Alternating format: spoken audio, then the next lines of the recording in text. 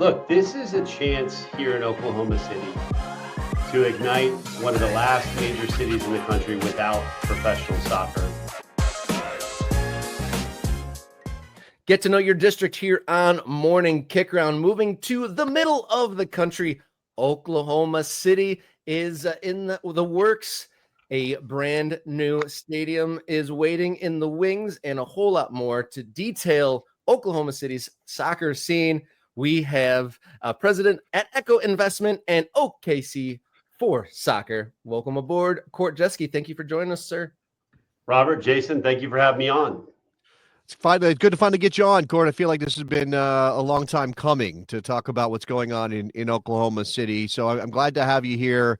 Good to talk to you again. Glad that you're working behind the scenes to get something launched. Give us a thumbnail sketch. I mean, obviously there's lots of things happening in USL. We've been covering a lot of it. New clubs popping up everywhere.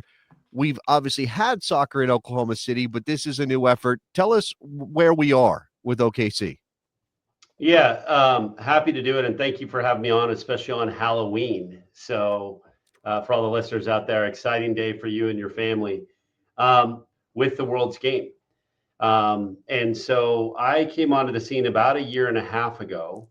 And for those listening, my background has been almost a decade at Major League Soccer, in running things at the league office on the commercial international side. And then moving over to start Nashville SC, which we did in 2016 as a USL club that ultimately graduated and moved on to MLS with Nashville SC that now is in MLS. And then I spent the last 6 years at the USL League office running the commercial operations there, working on our media deals with CBS and sponsorship deals with Legends, etc.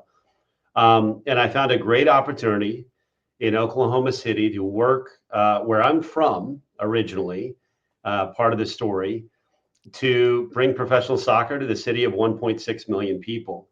And so we've got all the pieces in place to do that and do it in a very big way, and follow the blueprint that's been done before and do it in our own way. I think the key thing to know is, as you mentioned, it has happened before. And for those of you that know, I think actually, Jason, if you look up online, your LinkedIn photo shows you wearing an OKC Energy jersey of some kind. There it is. Yeah, exactly. Yeah, there it is. This is an Electric City kid. I love this kid. Corey, you got to do this thing again or something like it.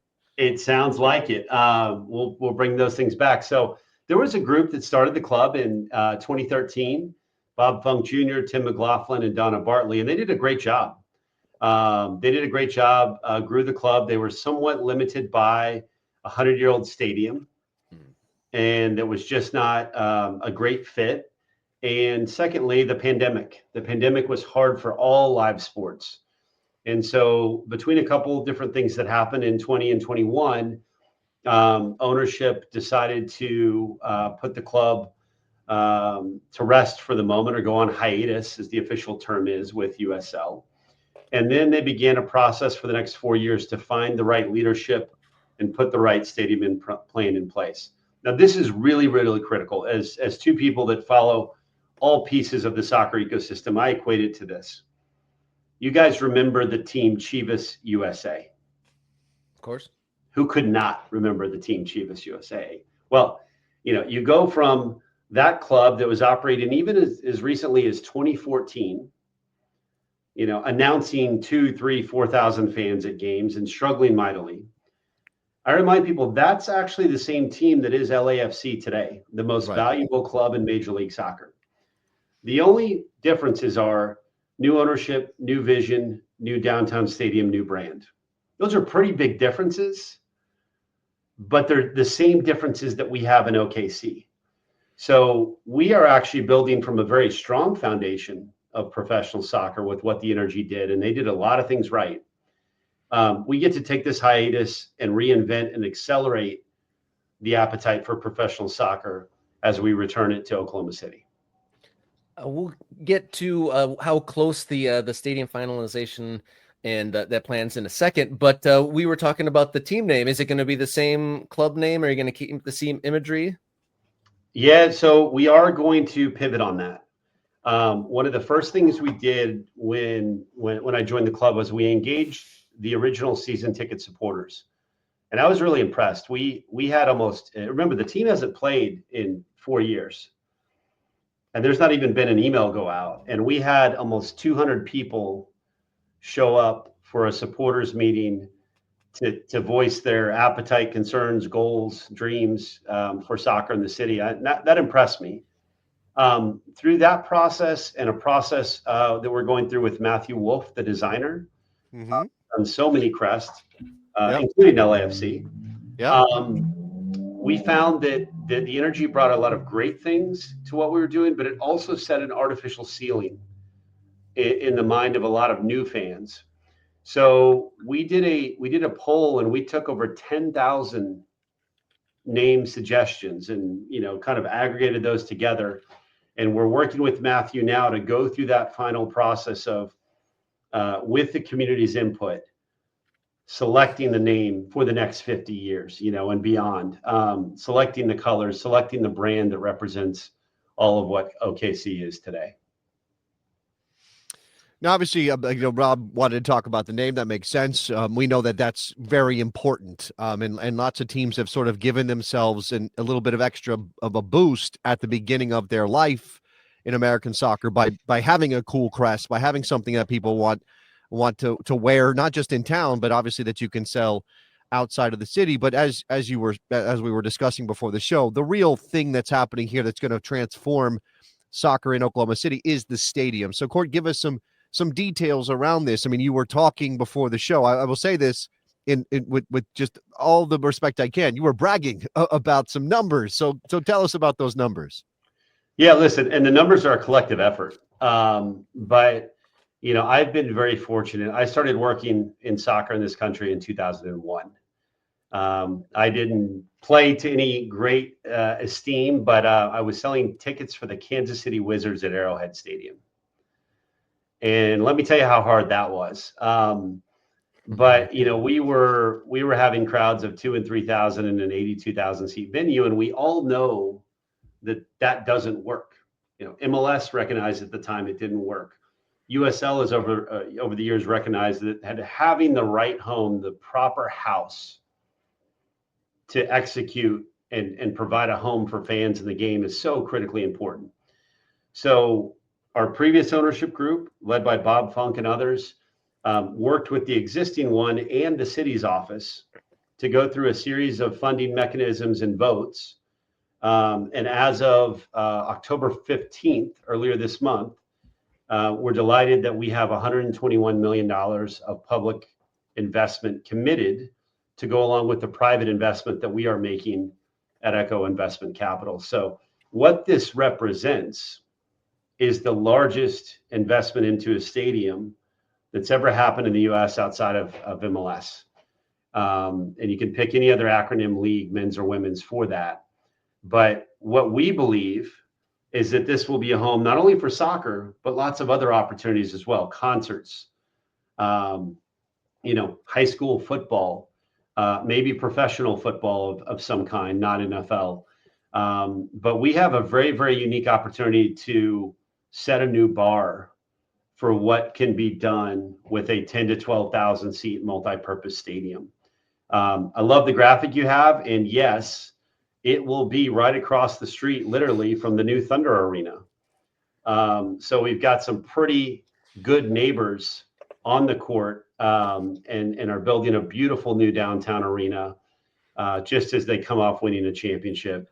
So our Mayor Holt and the rest of the city council is firmly committed to say we need an indoor arena with world-class standards, and we need an outdoor arena with world-class standards. So as we finalize those designs and prepare to break ground next winter or spring, we will get back on here and talk about the unique elements of the stadium with you guys. Well, it helps the momentum around the indoor stadium that they're the champions. That obviously sets a bar for your team. It doesn't hurt. Let me tell you, there's a good and bad with that. As you're trying to tell people about the new professional soccer club that's starting, and during the NBA Finals week, it's just it doesn't go over as much as you think it might. A little less oxygen to be had there. That's right. You said some number. Look, we're a live show. We've got a lot of people right now watching us and asking questions or commenting on what you're saying. And one thing that I think has to be asked that is part of the conversation around the USL right now is the Division I league that is coming or planned for the near future, 27, 28. Now, obviously your timeline is a little farther out than some teams that are launching now. They're getting asked the same question, but we're seeing stadium plans come together in places like Detroit. We're hearing Louisville might add seats because right now, and you know this very well, Court, the professional league standard requires 15,000 seats for a Division I team. You said 10 to 12. Is there a possibility of expanding? Are you a D1 kind of place right now in your mind, or is that something that comes down the road? Well, the first thing I would say is that we are committed to deliver professional soccer at the highest standard available to us. Period. That's it. Whether there's a division sanctioning that matters behind it or not, I don't know. We'll cross that bridge when we come to it as it relates to D1, 2, 3. I don't think that matters as much as focusing on the acronym that really matters, which is OKC. And OKC is a world-class city. So I will get back and answer it from a soccer angle, but just stop for a minute and think of this. We have about 1.5, 1.6 million people. We're rapidly growing, and we've got one other professional team in town. It's time for the next big league team to come to our market and by and large the state, which is over 4 million people and rapidly growing. So I'm extremely proud of my home and my home state. It's time that we have this level of soccer played there. As it relates to Division I and the number of seats, we have the ability to grow on site up to 21, 22,000. That's part of the smart thinking that the city of Oklahoma City has done. And we, working with Populous, have ensured is that if we need to add seats for any reason, and probably the reason that matters the most is fan demand. Right. We will do that at the appropriate time. But right now we're focused on 10 to 12,000 seats, highly amenitized. We will have unique experiences in the supporters section. One little tease we're looking at is having the closest supporters section in the world to the on-field game. We'll talk more about that next time when I visit. All right. Wow. That's an interesting tease. Is there like a gondola hanging over the away goal or anything? Let's just think about how close you could have those fans that are doing all the things to support your team. Sure. And be safe.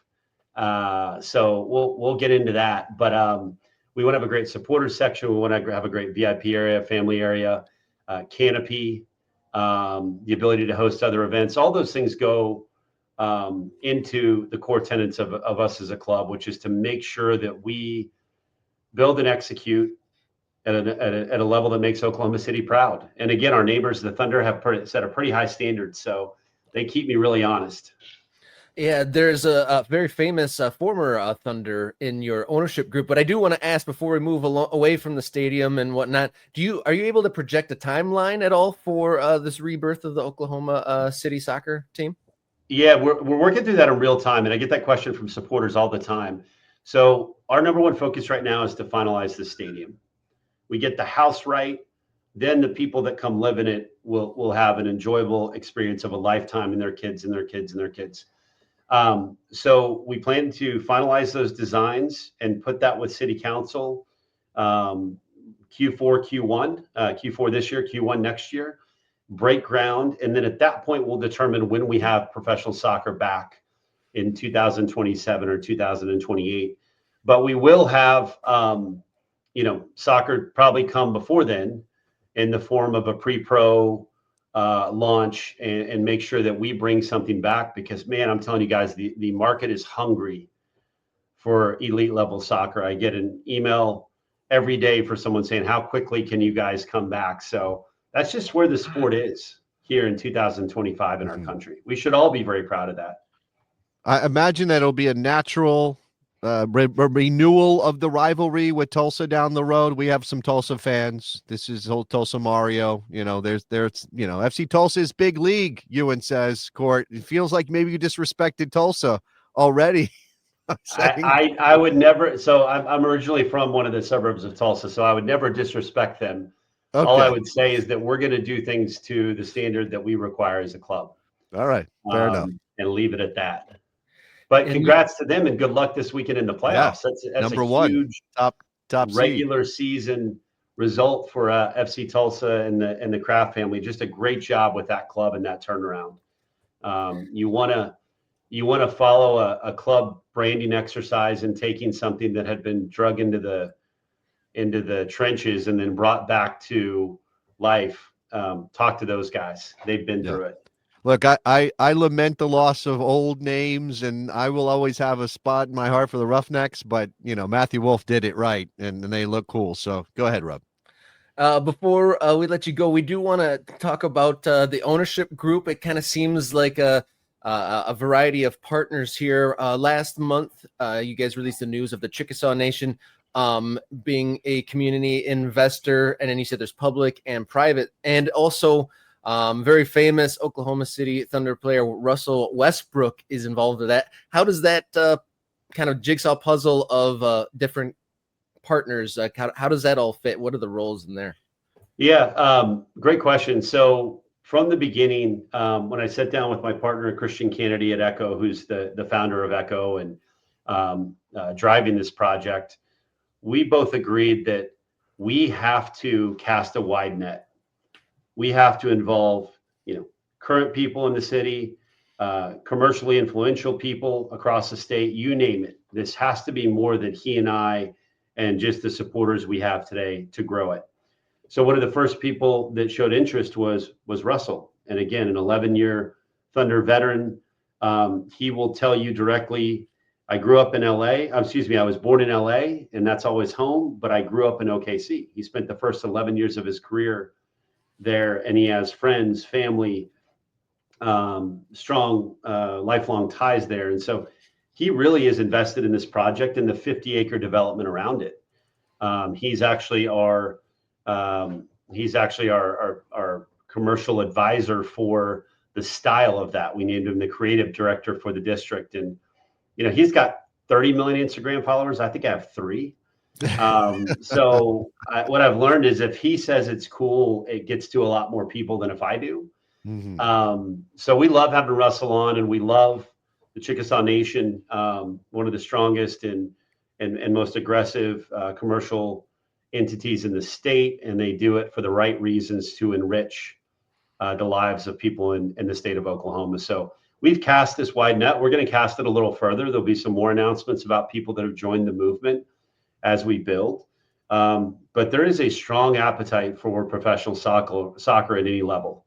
And so I would just congratulate you guys that you're on the forefront of covering this and seeing this explosion that we're seeing. I don't know exactly what the world will look like after the World Cup and the men's side ends in 26.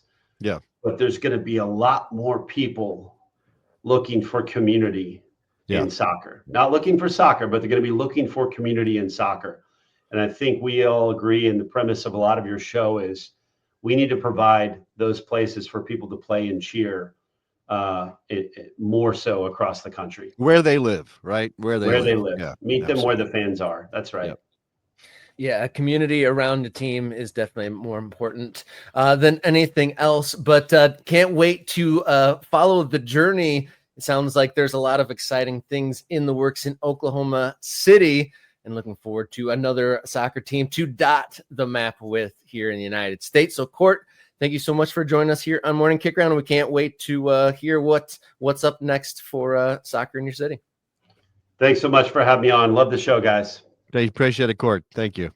Much appreciated. Thank you guys for tuning in to the show. Thank you for the comments. Some great feedback here in the comments as always.